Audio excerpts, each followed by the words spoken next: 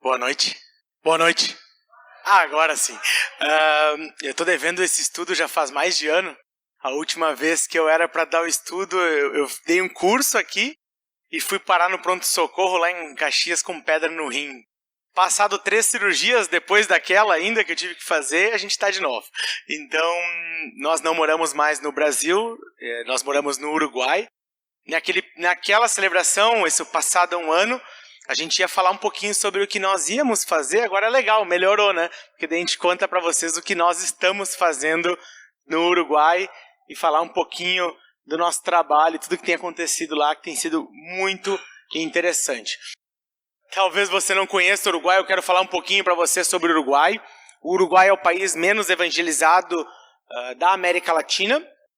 Provavelmente os dados sejam em torno de 3% da população é cristã, protestante ou evangélica, como você preferir.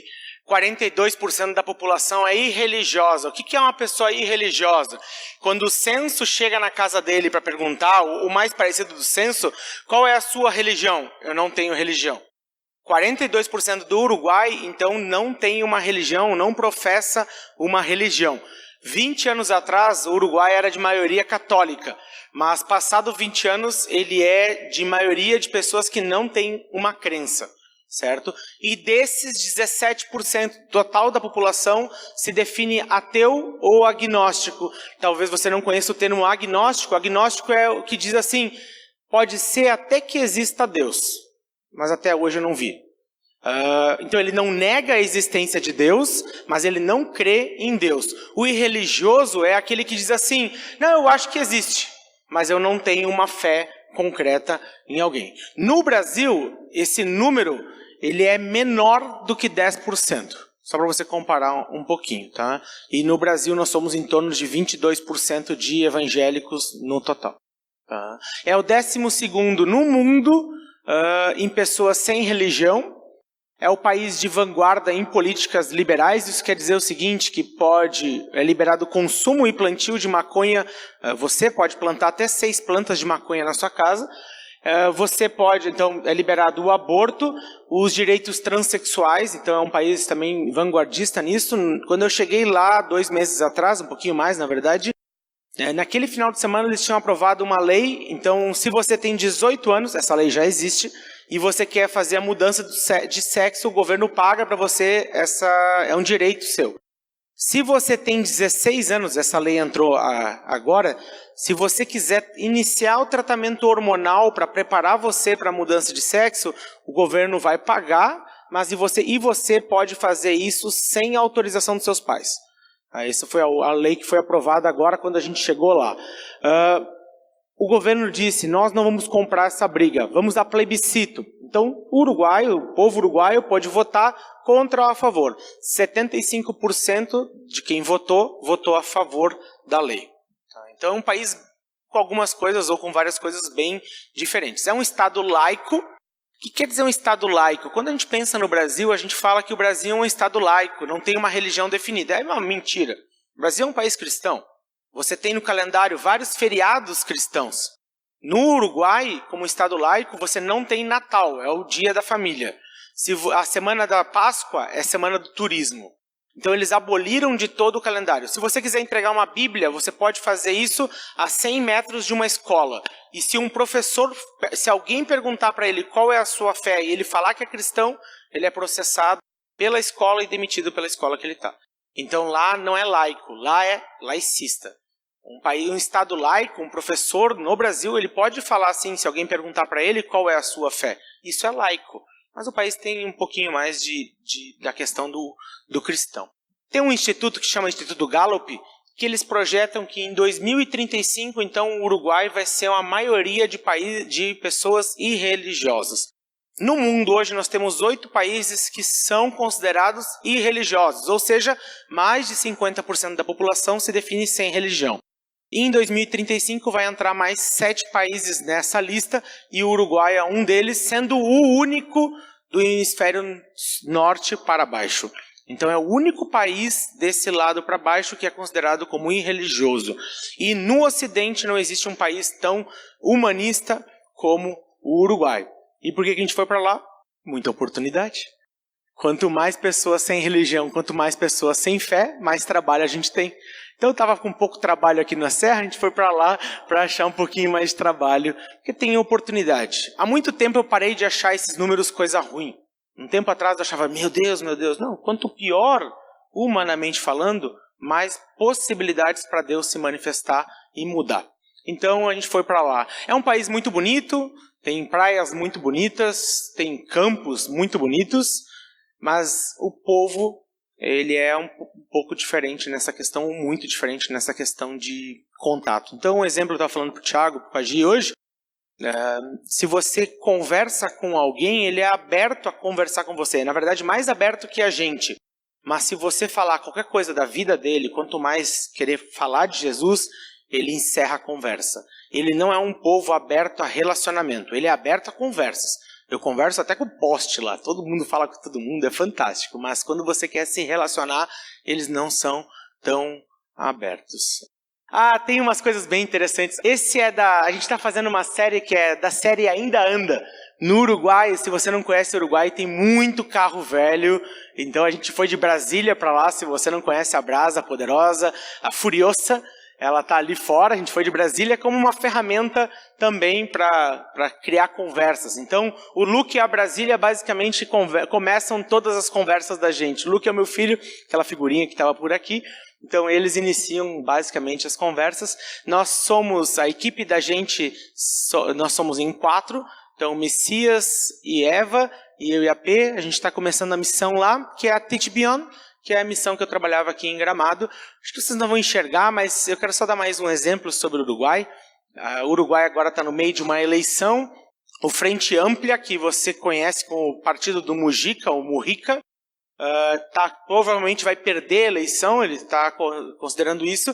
Isso aqui é uma publicação de uma amiga nossa, do Uruguai, e o que ela está falando assim? Para o armário, nunca mais, por os direitos adquiridos. E aí tem as crianças pintando a bandeira ou o símbolo do arco-íris, que tem a plena convicção que ela não está falando aqui que a criança tem que pintar o arco-íris, mas são os direitos LGBT+, que estão sendo defendidos. O Partido Frente Ampla foi quem mudou tudo isso a partir de 2003 e garantiu esses direitos. A coisa que eu mais ouço no Uruguai é nós precisamos ou nós temos os direitos e nós não queremos perder direitos.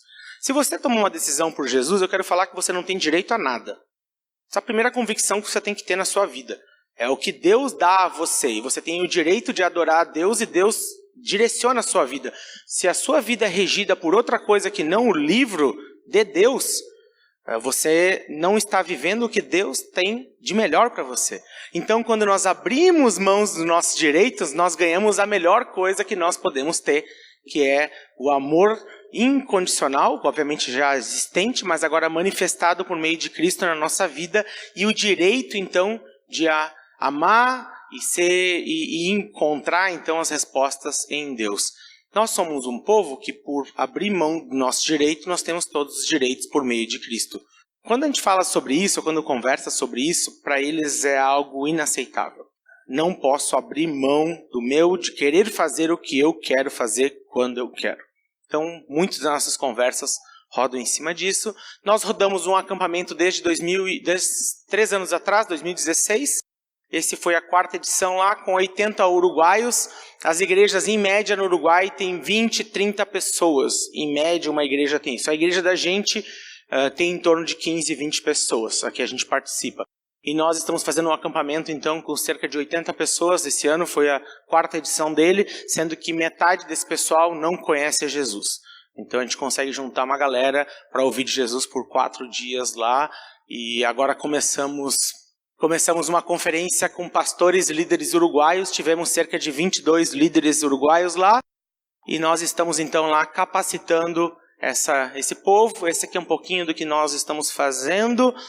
E Deus tem aberto muitas portas. E nós imaginávamos que isso demoraria muito tempo. Nós fomos para lá para conhecer a cultura uruguaia, para se relacionar, para entender. E os uruguaios, então, perguntaram para a gente, aqueles que a gente está conversando, qual que é a proposta de vocês? Não, eu vim aqui só para conversar.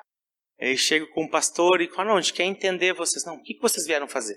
Eles estão muito abertos. Não o não cristão. mas a igreja está desesperada por ajuda. Então nós estamos chegando, então apoiando essas igrejas. Ano que vem nós provavelmente vamos atingir em torno de 150, de 100 a 150 pessoas mensalmente, com treinamentos, cursos e capacitações, em torno de 350, talvez 500 pessoas em alguns desses eventos que nós estamos realizando. Isso é no primeiro ano que a gente está lá. E no meu melhor sonho, no meu melhor previsão, eu jamais diria isso. Se eu trabalhasse com 20 pessoas ano que vem, mensalmente, eu estaria muito feliz. Mas Deus está fazendo alguma coisa lá. Eu não consigo mensurar o que está acontecendo, mas é algo muito maior do que a gente imaginava.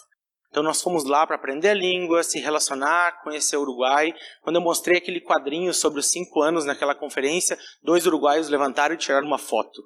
Eu não acreditei que eles iam se interessar por aquilo, que eu nem traduzi aquilo para espanhol. Eu mostrei em português, só para dizer que tem uma ideia. Mas eles realmente estão abertos, porque eles não sabem como enfrentar todo aquele slide que eu mostrei para vocês de dificuldades. A igreja está acuada no Uruguai, e a gente chegou lá para dizer, e está dizendo para eles, em Deus nós conseguimos mudar isso. E por Deus é possível mudar. E eles estão abertos a apoio. Então agora em fevereiro a gente já vai começar um treinamento com 15 jovens lá, para trabalhar em 4 igrejas, para mudar o Ministério Jovem dessas igrejas e começar a ganhar jovens, porque no Uruguai as igrejas não têm jovens de 17 a 25 anos. Quando tem 3, 4, 5, já está muito bom. Então a ideia é chegar lá e apoiar essas igrejas então para ganhar esses jovens e poder mudar. O Uruguai tem muita coisa para falar. Se você quiser saber mais, tem o Thiago vai entregar ali, ou alguém vai entregar ali. Thiago, já passou? Já passou? Tem um cartãozinho, isso. Você pode entrar em contato por a gente por WhatsApp, mas esse cartão é para você orar pela gente. Cola lá, bota na sua geladeira. Mas aí você ora pela gente, mantém a gente em oração. E se quiser saber mais, tem site e tudo mais aí. Você pode estar com a gente também lá. E realmente a gente teve 2 meses iniciais lá. Nós não iríamos voltar ao Brasil. A gente tinha uma ideia de voltar, mas depois a gente pensou, não vamos voltar, melhor ficar por aqui. Mas Deus começou a fazer algumas coisas e nós dissemos assim, nós precisamos de mais gente, nós precisamos de mais recursos, e nós voltamos durante 3, 4 semanas agora para falar para outras igrejas que não conhecem a gente sobre a Teach Beyond, sobre tudo que está acontecendo. E vocês já estão conosco faz algum tempo, mas a gente queria também contar um pouquinho do que está acontecendo agora lá, que realmente é algo que eu não imaginava. E eu acho que no meu melhor sonho eu jamais diria que nós vamos trabalhar com 100 a 150 pessoas mensalmente, de maneira contínua, no ano que vem. E então, graças a Deus por isso. E eu fico muito feliz de contar um pouquinho para você sobre isso. Adelar, se você puder orar por isso, puder vir aqui e orar, ficaria feliz. Enquanto isso, você pode colocar o próximo e nós vamos compartilhar um pouquinho sobre Marcos capítulo 6. Senhor Jesus, nós queremos louvar a Ti, Pai, agradecer, porque nós compreendemos, Pai, que o Teu poder ele é imensurável, como o Arthur falou aqui, Pai. Então, Senhor, Tu usa as pessoas, Tu usa, Senhor, quem Tu queres, e o Arthur tem esse coração disposto, ele e sua família, Senhor, e eu quero colocar isso em Tuas mãos, Pai, agradecer, porque ele tem sido essa pessoa disponível, Pai, porque um líder, uma pessoa que quer fazer a obra, precisa estar disponível, precisa ser fiel e precisa ser ensinável. E o Arthur tem provado isso em todos os sentidos, ó Pai. E nós louvamos a Ti, ó Pai, nós agradecemos pela vida dele, pela vida da sua esposa, pelo seu filho e especialmente, ó Pai, pelo projeto, pela oportunidade que Tu deste agora. Que bom a gente ouvir esse compartilhar, que bom a gente entender que esse propósito ele é muito além daquilo que nós imaginávamos e muito maior do que o ser humano pode cumprir e pode fazer. Mas por Ti, Jesus, pelo Teu amor e por Tua vontade, eu creio que esse projeto vai ser maravilhoso. Que muitas pessoas possam abençoar, possam ajudar o Arthur nessa caminhada, Pai, pessoas preparadas, com sabedoria, com conhecimento e também pessoas dispostas a contribuírem para que eles possam ter uma vida e uma vida plena lá no Uruguai, Senhor, com recursos para trabalhar. É isso que eu peço e é isso que eu agradeço, Pai, em nome de Jesus Cristo. Amém. Se eu puder deixar 2 pedidos de oração por vocês, para vocês, vocês lembrarem da gente, que não vai ter escrito em lugar nenhum, eu falo isso quando eu vou em determinados locais. O Uruguai é um país com muitas coisas relacionadas a manifestações ou presença demoníaca ou coisa do tipo. Eu confesso para vocês que eu nunca senti tanta opressão num ambiente como a gente tem vivido lá. Se você puder orar por nós, lembrar para que Deus Ele está conosco, mas protegendo das manifestações do maligno. Nós temos passado por algumas coisas bem difíceis nesse sentido. Então é muito legal ver a mão de Deus e a oposição. E eu gosto disso, porque nos melhores momentos do nosso ministério aqui em Caxias foi quando a gente tinha coisas muito complicadas nesse âmbito para lidar. Se puder orar por isso, e eu creio muito no corpo intercedendo e se relacionando com o Pai, um pelo outro, e pelo ano que vem. Por todas as pessoas que talvez aí vão estar com a gente, e que tudo isso possa realmente acontecer. Então, são 2 pedidos, tanto pelas pessoas e tanto por nós. Gostaria de compartilhar um pouquinho com você um texto que está lá em Marcos capítulo 6. Eu não sei se você já reparou nesse versículo, mas tem um versículo em Marcos capítulo 6 que fala: pensaram que fosse um fantasma. Quem que eles pensaram que fosse um fantasma? Jesus. A coisa que eu mais ouço no Uruguai, mas eu ouvi muito aqui, quando as pessoas falam sobre Deus, é que Deus é uma energia. Desde lá de trás há uma confusão sobre quem é Deus. Eu não vou entrar tanto nesse âmbito, mas quem é Deus para você? Uma das coisas que eu mais ouço quando perguntam quem é Deus é os nossos conceitos sobre Deus. Então alguns respondem: Ele é meu Salvador, Ele é meu amigo, Ele é isso ou Ele é aquilo. Mas não foi isso que foi perguntado. Perguntou quem é Deus. Deus é um só que subsiste em 3 pessoas. Ele não é uma energia. Ele é manifestação pela pessoa do Pai, existente na pessoa do Pai, do Filho e do Espírito Santo. Ele é então um só que existe em 3. Eu adoro explicar isso. Quando eu tento explicar isso para os uruguaios, eles ficam malucos demais. Mas o que eu gosto muito e me chama a atenção desse texto é que esse texto ele fala de incredulidade. Todos os seus pecados estão relacionados ou de alguma forma estão relacionados à incredulidade. Quem falou e quem pensou que Jesus fosse um fantasma não é os meus alvos evangelísticos do Uruguai, não são as pessoas não cristãs que você conhece, foram os discípulos de Jesus que já estavam andando com algum tempo com ele. Você luta com orgulho? Seu problema é incredulidade. Você acredita que você é mais do que Deus é e você ocupa um espaço maior na sua vida do que Deus deveria ocupar. No fundo, é uma falsa concepção relacionada a Deus. Você luta com ansiedade, no fundo você acha que você é mais capaz de resolver os problemas do que o poder e quem Deus é. Faça uma lista de pecados que você tem. E você tem muitos se você é humano como eu, porque 1 João diz que se você diz que não tem pecado, torna ou fala ou trata como Deus como mentiroso. Todos nós temos pecados. Todos eles estão relacionados à nossa concepção de quem Deus é. Todo dia nós temos que trabalhar a nossa questão ou a questão da crença que nós temos em quem Deus é. Seu pecado é uma manifestação da sua descrença com relação a Deus. E tanto é possível isso que os discípulos que estavam vendo Jesus pensaram que ele fosse um fantasma. E esse texto vai tratar justamente dessa questão de incredulidade. E o que Jesus faz? Jesus intencionalmente está o tempo todo trabalhando em todas as coisas para que realmente acreditemos nele. Se você lê Romanos 8, 28 e fala todas as coisas cooperam para o bem daqueles que amam a Deus, e você lê esse texto pensando, nossa, que promessa que eu tenho para a minha vida, de que Deus está cuidando de mim o tempo todo, você não entendeu Romanos 8, 28. Todas as coisas cooperam para o bem daqueles que o amam, para quê? No 29 fala para que nós sejamos a imagem de Cristo. Todas as coisas cooperam para o bem daqueles que amam a Deus.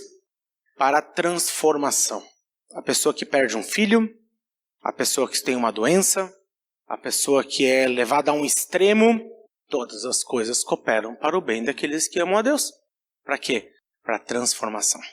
Romanos 8:28 não é uma promessa de bênção. Pelo menos não bênção como a gente está acostumado a trabalhar. É uma promessa de bênção, de transformação. Quebrou a sua empresa, Deus vai trabalhar nisso. Jesus intencionalmente está o tempo todo trabalhando em todas as coisas para que realmente acreditemos nele. E eu não estou dizendo que coisas ruins são sempre enviadas por Deus para a sua vida. Mas eu quero lembrar você, por exemplo, a Síria, no Antigo Testamento, o povo que empalava ao contrário, e se você não sabe o que é empalar, é quando finca uma estaca na pessoa, de fora a fora, ou seja, entrando pelo ânus e saindo pela boca. A Assíria, que empalava as pessoas ao contrário, ou seja, pela boca e saía pelo ânus, e colocava as pessoas assim, na frente das cidades que eles conquistavam, é chamada por Deus pela minha serva, a Assíria. Todas as coisas cooperam para o bem daqueles que amam a Deus. Israel amou a Deus, mas não obedeceu.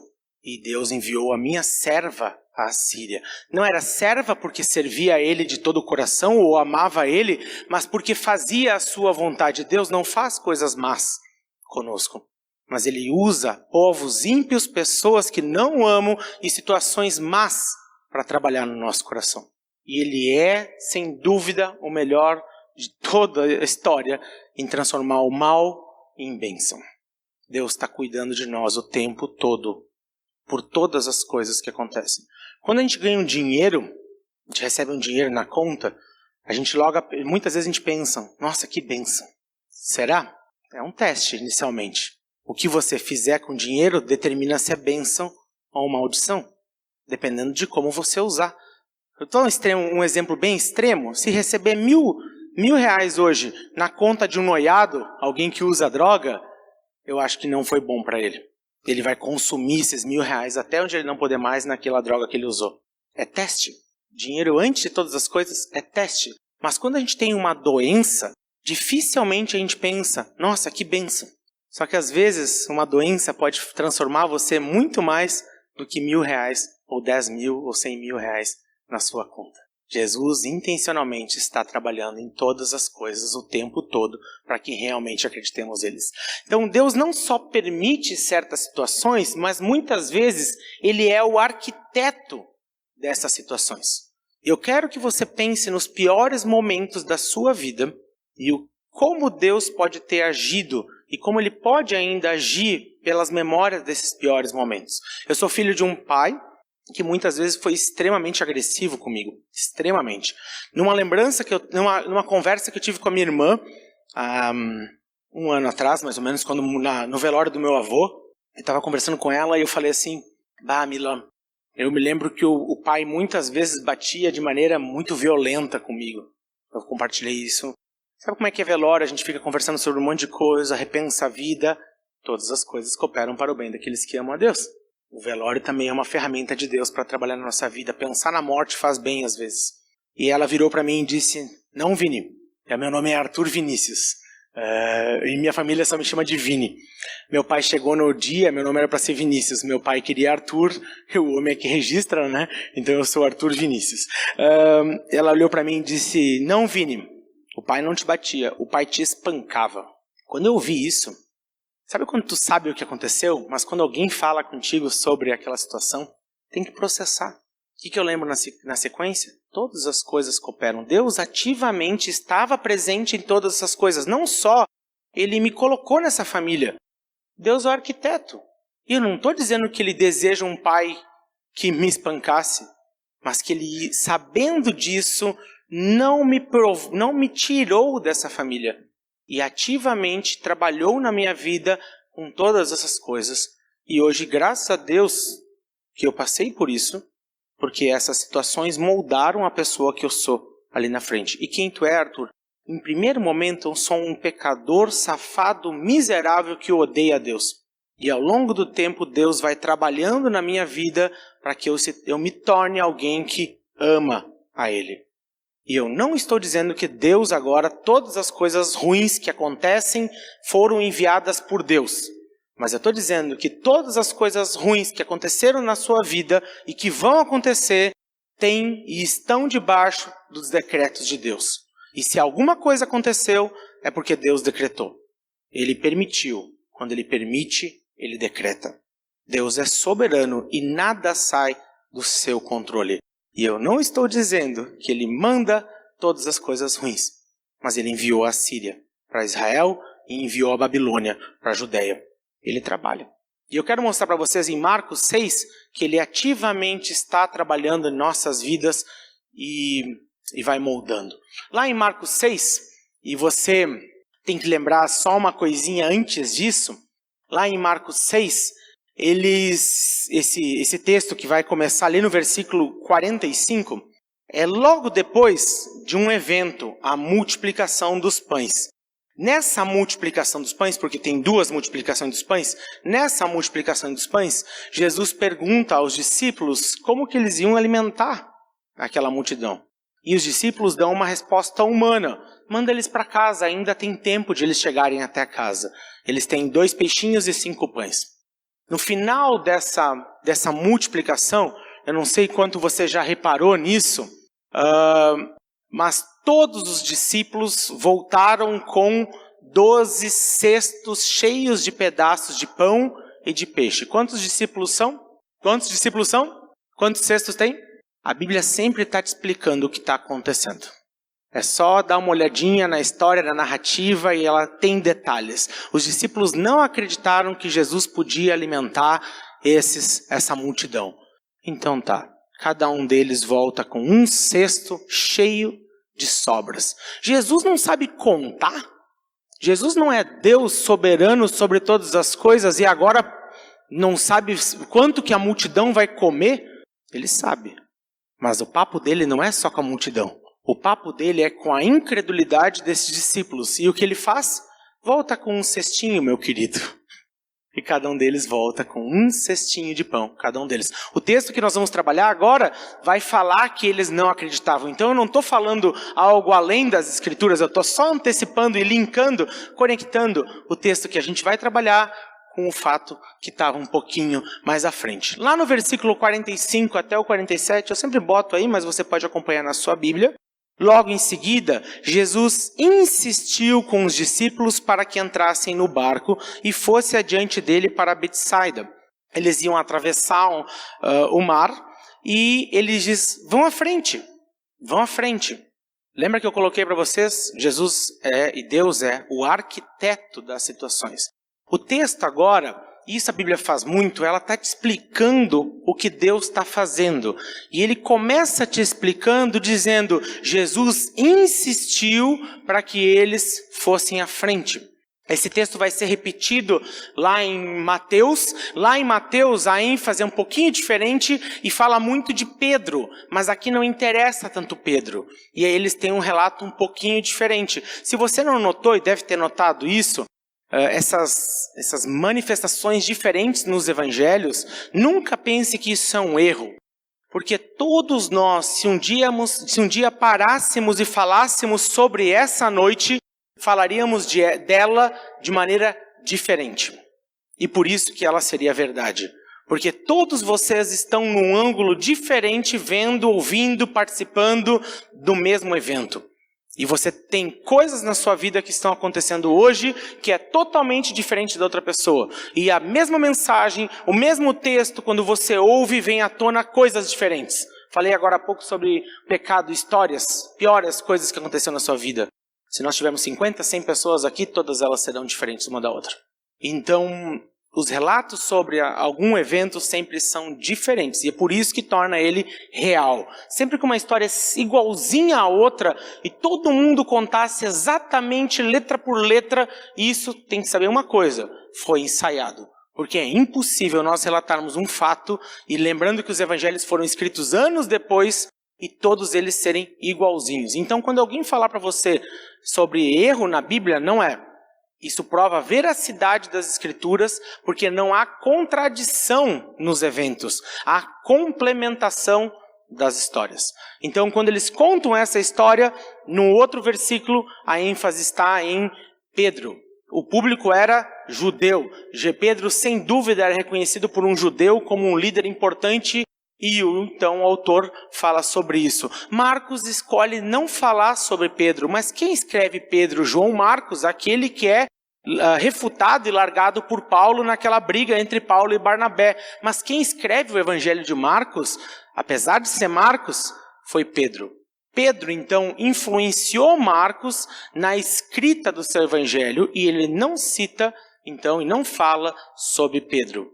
E ele vai falando sobre outras coisas e agora nós vamos ter Jesus aparecendo sobre o mar, andando sobre as águas, mas sem Pedro ser relatado.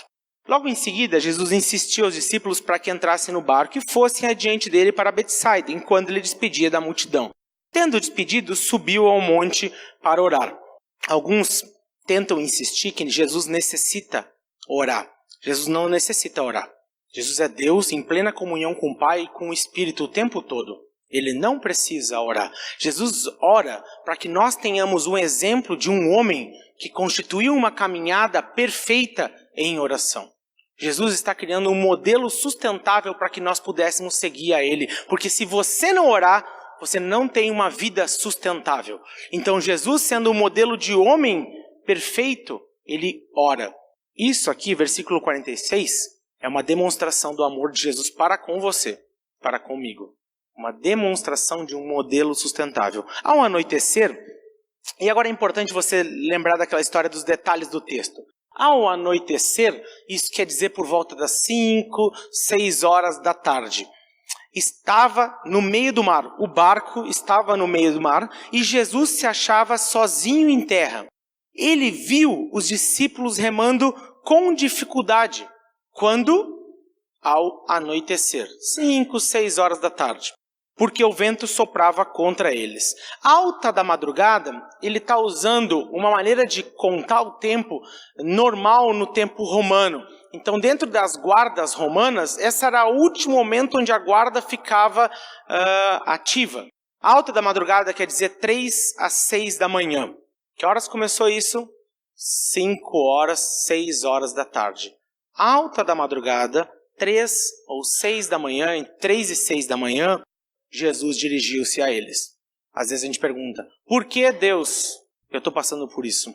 Eu não sei. Eu sei que esses discípulos ficaram das 5 ou 6 horas da tarde achando que iam morrer no meio do mar da Galileia sem conseguir remar. Ou não conseguindo andar com medo da morte. E o que Jesus fez? Ficou onde estava. Porque, mais do que salvar a vida desses camaradas, ele precisava trabalhar na incredulidade deles. Eu não estou dizendo que toda vez que nós sofremos, Deus está trabalhando na nossa incredulidade. Mas ele é especialista em trabalhar em muita coisa e, entre elas, a nossa incredulidade. Alta da madrugada, Jesus dirigiu-se a eles andando sobre o mar. Então ele deixou esses camaradas lá remando, em meio a dificuldades, durante 7, 8, talvez 10 horas. E o que ele fez? Manteve-se lá. Uma noite remando contra, sofrendo, faz a gente pensar muita coisa. Eu não sei, eu tenho muito essa coisa de ir para o hospital. É uma coisa que eu gosto, na brincadeira. Mas eu gosto porque trabalha no meu coração. Aí você fica lá, tem aquela ansiedade de antes da cirurgia, aí você faz a cirurgia, aí você começa a pensar sobre todas as coisas. Já tenho até um arquivinho no meu computador com as senhas salvas, com senha de tudo. Aí obviamente você pensa na morte, alta da madrugada. E você está lá remando contra a maré. Alta da madrugada. Coisas ruins acontecem. E o que Jesus está fazendo?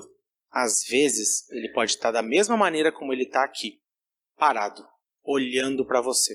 Esperando você estar ao ponto de ser trabalhado por ele. Não quer dizer que todas as coisas ruins, entenda bem isso, são esse o motivo de Deus. Mas em todas as coisas ruins, ele pode transformar em bênção e trabalhar no nosso coração. Tem uma parte aqui que é bem interessante. E estava já a ponto de passar por eles. Jesus vem caminhando sobre a água. E aí tem uma cena, um comentário meio bizarro do autor. E estava já ao ponto de passar por eles. Ou seja, eles estão no barquinho, remando, vem andando sobre as águas e ele começa quase indo embora, passar por eles. O autor aqui frisou um evento e o que está acontecendo aqui. Esses discípulos não acreditaram ou não confiaram totalmente quem era Jesus. Então Jesus replica o que Deus Pai fez com Moisés e Elias, quando ele usa a mesma expressão em 2 textos com eles lá atrás, sobre estar passando por eles, lá no Antigo Testamento. Agora o autor percebe que Jesus não é só um homem. E ele usa a mesma expressão da manifestação do Pai na incredulidade de Moisés e Elias no Antigo Testamento. Jesus está mostrando para quem é para esses camaradas. Vocês não acreditam em mim? Fica uma noite, fica uma madrugada, pensando que você vai perder a sua vida. E eu vou até você e nós vamos trabalhar um pouquinho no seu coração. E o texto vai falar que o coração deles era incrédulo. Mas quem eram essas pessoas? Discípulos. Como eu e como você. Incrédulos. Muitas vezes nós não acreditamos em Deus, mesmo Ele já tendo feito tanta coisa por nós. E aí Jesus trabalha nessa situação. Quando o viram andando sobre o mar, pensaram que fosse um fantasma. Jamais Jesus andaria sobre as águas. Podia ser qualquer coisa, inclusive um fantasma, mas não era Jesus.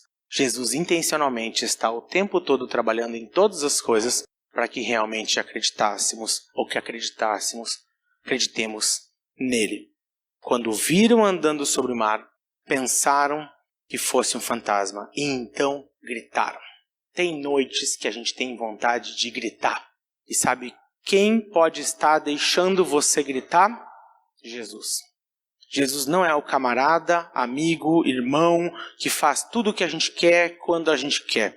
Jesus tem uma missão para conosco: ensinar nós a amarmos o Pai. Ninguém vai ao Pai senão por mim. Então Jesus nos ensina a amar a Ele para que nós nos relacionemos com o Pai. Essa é a missão principal de Jesus. Não é ser nosso amiguinho e resolver todos os nossos problemas. Ele faz isso depois. Mas a primeira coisa que ele está trabalhando aqui é o coração desses discípulos. Pois todos o tinham visto e ficaram aterrorizados. Mas imediatamente lhes disse: coragem, sou eu, não tenham medo. Jesus deixa esses camaradas a noite toda remando e pensando que vão perder a vida. Mas ele vai lá no final, manifesta para eles, porque eles são os discípulos dele, e a noite encerra, o mar acalma, ele entra no barco e ele resolve os problemas desses camaradas. Mas qual é o principal problema deles? Não é o mar, é a incredulidade do coração deles. E Jesus então vai trabalhando isso. Então subiu no barco para junto com eles e o vento se acalmou. E então ficaram atônitos. Eles ficaram o quê? Atônitos, espantados porque o vento acalmou quando Jesus entrou. Por quê? Porque eles não acreditavam que Jesus pudesse fazer isso. O coração deles estava endurecido. Volta ali um pouquinho, pois não tinham entendido o milagre dos pães. Esse texto não é sobre Jesus resolvendo o problema das pessoas e acalmando a tempestade. Esse texto é sobre a nossa incredulidade e sobre nós não acreditarmos em quem Jesus e o poder que Ele tem. E aí Ele trabalha em toda essa situação para que eles acreditem em Jesus. O seu problema, o meu problema, nunca é o real problema. A gente precisa parar, dar 2 passos para trás e olhar qual é o real problema. O que está acontecendo? E aí a maioria das vezes vai estar relacionado à nossa incredulidade. De novo, eu não estou dizendo que todas as coisas ruins que acontecerem na sua vida é porque Deus está mandando porque você é incrédulo. Nós somos incrédulos. Nós acreditamos que amar o pecado é mais importante que amar a Deus. É ponto. Todos nós somos, de alguma maneira, incrédulos. Senão, nós não praticaríamos o pecado. Não é coitadinho. No espanhol, estava explicando para Gi hoje, falando que tem 2 palavras, uma palavra que não existe no português, que é bem da cultura deles. Tem a vítima e tem o vitimário. O vitimário, no nosso conceito, é o abusador. Quando eu estava na aula de espanhol, ela perguntou se tinha uma palavra equivalente em português. Eu disse safado. Isso é uma piada, você pode rir. Mas o vitimário é a pessoa que, no espanhol, que abusa da outra pessoa. Mas ele é vítima da sociedade, ele é vítima, ele é coparticipante daquela situação. Na verdade, ele depende daquela situação. Esse é um conceito que às vezes a gente tem. Que a gente é coitado, que a gente faz as coisas erradas, porque na verdade foi a minha esposa que me provocou, na verdade foi porque o meu chefe fez isso, na verdade é porque eu não tenho isso. Nosso conceito está muito relacionado a essa língua e muito relacionado a um conceito de que eu sou bom. O espanhol está relacionado e essa cultura está muito relacionada a que o homem é bom. Mas nós não somos bons. Só existe um bom. Só existe um Deus e é bom. E nós temos que diminuir o que nós somos e deixar com que Ele manifeste. Para isso nós precisamos acreditar nele totalmente. Todas as coisas cooperam para o bem daqueles que amam a Deus. Para quê? Para que nós sejamos como Jesus. E Jesus então, intencionalmente, está o tempo todo trabalhando em todas as coisas para que realmente acreditemos nele. Não estou dizendo, a última vez que eu vou falar isso, que as coisas ruins acontecem porque Jesus arquitetou para trabalhar na sua incredulidade. Mas quando houver uma coisa ruim, tire o que Deus pode te ensinar por isso, porque é isso que Ele vai te ensinar. Ele é a única pessoa perfeita que pode te ensinar coisas boas em meio a coisas ruins. E Jesus intencionalmente está o tempo todo trabalhando em todas as coisas para que realmente acreditemos nele. Abandonemos o pecado da incredulidade e a nossa vida melhora. Porque eu posso olhar para a minha história e apesar de saber que muitas vezes eu fui espancado, e saber que Deus estava ativamente deixando acontecer isso para que eu pudesse ser a pessoa que Ele vai precisar, não que Ele precise, mas que Ele vai usar numa situação lá na frente. Ele não precisa de mim, Ele faz tudo o que Ele quiser sem mim, mas eu tenho o privilégio de ser usado ali na frente. E aí Ele usa, mas para isso eu não posso ser como eu era. Então Jesus ativamente vai trabalhando. Deus, muito obrigado por quem o Senhor é, por tudo aquilo que o Senhor quer trabalhar nessa igreja e conosco lá no Uruguai. Eu tenho plena convicção de qualquer opressão que nós podemos sentir lá, está dentro da Tua obra, e Você permite, como em outras situações na Bíblia, pessoas sejam afligidas, sofram, para que nós possamos ser mais parecidos com quem o Senhor deseja. Porque em última instância nós somos discípulos do homem que foi até a cruz e sofreu até a morte. Nós não podemos querer nos identificar com Jesus e abolir a ideia de sofrimento ou trabalhar com a ideia de qualquer coisa ruim não parta ou não esteja debaixo do Teu governo. O Senhor é o Deus que age em meio de tantas coisas ruins. Abençoa cada um que está aqui, em qualquer situação que esteja passando ou que vai passar, situação de dificuldade, com a resolução, mas acima de tudo, com um coração que acredita naquilo que o Senhor pode fazer. Nem todas as vezes a tempestade vai acalmar. Tem vezes que a nossa vida é uma constante tempestade. Ainda assim, o Senhor está no nosso barco. Abençoa com esse conhecimento e entendimento de que o Senhor é o único capaz de trabalhar no nosso coração e transformar pessoas más em pessoas que são usadas por Ti ali na frente e na glória, restituídas e sanadas do seu pecado. Em nome do Teu Filho, abençoa essa igreja. Amém.